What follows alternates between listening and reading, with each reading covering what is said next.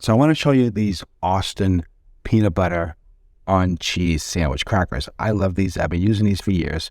There's only 190 calories per package, and I wanted to show you what it looks like real quickly, but I just want to show you the cracker. This is a package, comes in an 8-pack, like this in here. There's a nutrition value, says 190 calories, like I said. Total fats 9, saturated fats only 1.5, and no trans fat. No cholesterol, and only 330 grams of sodium. So it's a pretty healthy, quick snack on the go.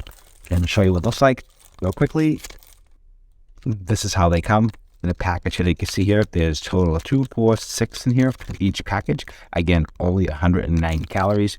This is the size of the cracker. And here is the actual cracker. I just took out this package. I'm just going to show you what has the texture of it. You can see here how nice it is. It's a really nice tasting cracker. I love the cheese flavoring with peanut butter, and I'll show you the inside. This is with the peanut butter. Not a ton, but you don't need a ton, but it's just enough flavor. Combination is fantastic.